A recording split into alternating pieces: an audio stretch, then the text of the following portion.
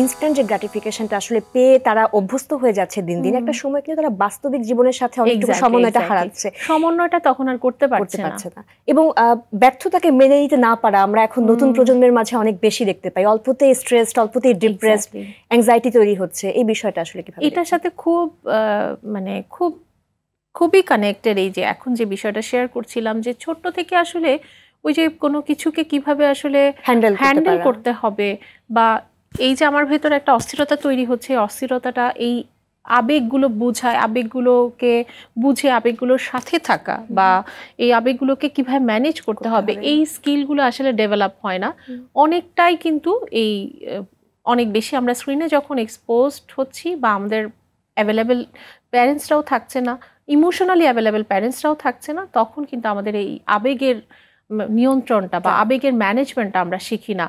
তখনই কিন্তু আমরা এই ধরনের রিয়েল লাইফে যে প্রবলেমে পড়লেই প্রবলেম কীভাবে সলভ করতে হবে, কনফ্লিক্ট কীভাবে রেজলিউশন করতে হবে, এগুলো আমরা শিখি না। সাথে সাথে ইনস্ট্যান্ট একটা প্রবলেম সলভ করার জন্য ভেতর থেকে একটা আর্জ ফিল করি। অনেক সময় ইনস্ট্যান্ট প্রবলেম সলভ করতে না পেরে অনেক সময় আপনারা পান, আমরাও পাই, যে নিজেকে সেলফ হার্ম করছে, আঘাত করছে এবং অন্যের ক্ষতি করে ফেলছে এবং অনেক রিস্কি বিহেভিয়ারের সাথে যুক্ত হয়ে যাচ্ছে।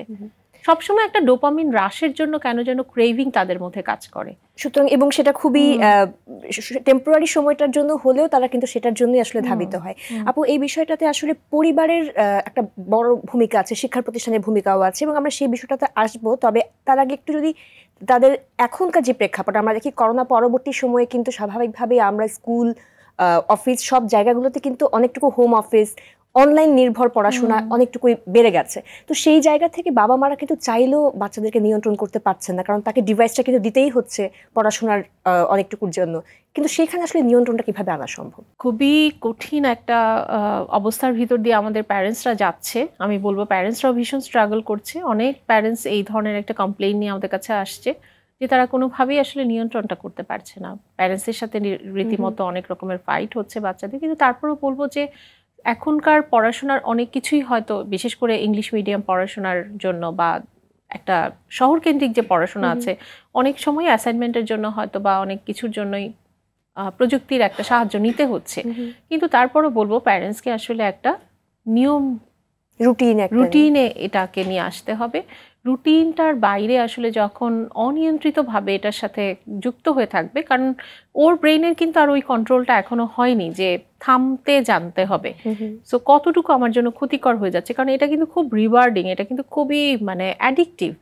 আমরা যখন ওই কন্টেন্টগুলো এমনভাবে তৈরি করা হয়, এত বেশি অ্যাডিকটিভ যে ওইটার থেকে একটা লেভেল থেকে আরেকটা লেভেল, আরেকটা লেভেল থেকে আরেকটা লেভেল, সো ওই লেভেলগুলো যখন ক্রস করছে, রিওয়ার্ড পাচ্ছে, তখন আরো বেশি করতে ইচ্ছে করছে একদম। এবং আমরা থামতে পারছে না। যোগাযোগ মাধ্যমে যদি দেখি রিলস গুলো এখন কিন্তু খুবই শর্ট টাইমের একটা রিলস হয়, এবং মানুষ কিন্তু কনসেন্ট্রেশন এখন ধরে রাখতে পারে না ওই 10-20-30 সেকেন্ডের পরে।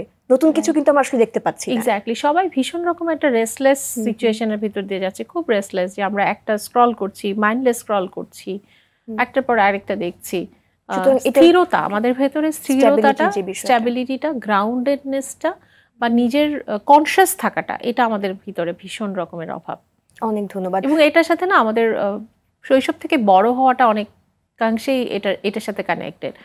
আমরা যদি স্টেবল একটা এনভায়রনমেন্টে বড় হতে পারি, বা আমাদের প্যারেন্টসরা যদি ইমোশনালি আমাদের সাথে আরো বেশি কানেক্টেড হয়, ইমোশনালি অ্যাভেলেবেল হয়, ইমোশনগুলোকে ছোটবেলা থেকেই যদি আসলে রেগুলেট করতে প্যারেন্টসরা হেল্প করে, তখন কিন্তু ওই বাচ্চাটা much more grounded, much more stable হয়।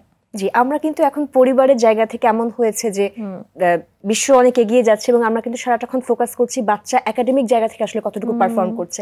কিন্তু এই যে পারিবারিক মূল্যবোধ, সৃজনশীলতা, সাংস্কৃতিক বিকাশ, এই বিষয়গুলো যে ইকুয়ালি ইম্পর্টেন্ট, ধর্মীয় মূল্যবোধের চর্চা, এটাকে আসলে কতটা গুরুত্বপূর্ণ বলে মনে করেন? ভীষণভাবে গুরুত্বপূর্ণ, কারণ একটা মানুষের শুধুমাত্র একাডেমিক যে পারফরমেন্স সেটাই কিন্তু তাকে ডিটারমাইন করে না।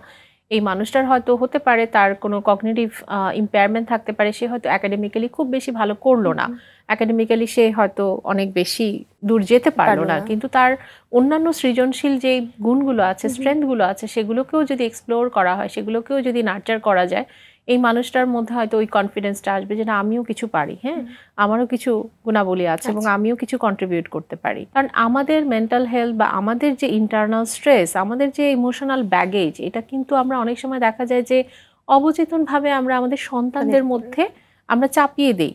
হ্যাঁ, সো খুব কনসিয়াস হতে হবে এবং প্রয়োজনে নিজেদের মেন্টাল হেলথের উপরে নিজেদের জন্য দায়িত্ব নিতে হবে। নিজের মেন্টাল হেলথকে কিভাবে আসলে আরেকটু স্টেবল করা যায়, আরেকটু ভালো করা যায়। হ্যাঁ, মানে আমি ভালো থাকলে আমি আমার সন্তানকে একটা আমার ব্যাগেজগুলো যেন ও বয়ে না বেড়ায়। অ্যাজ আ প্যারেন্টস হিসেবে একটা সবচেয়ে বাচ্চার জন্য সবচেয়ে বেস্ট গিফট হয় মায়ের ইমোশনাল প্রেজেন্স। হ্যাঁ, একটা হেলদি হ্যাপি মা, বাবাও। আমি শুধু মাকে হয়তো বেশি গুরুত্ব দিচ্ছি, কিন্তু বাবারাও ভীষণভাবে গুরুত্বপূর্ণ একইভাবে। সুতরাং সুস্থ পারিবারিক পরিবেশের জন্য কিন্তু আসলে প্যারেন্টস তার নিজের মেন্টাল হেলথের প্রতি আসলে গুরুত্ব দেওয়াটা অনেক বেশি প্রয়োজন।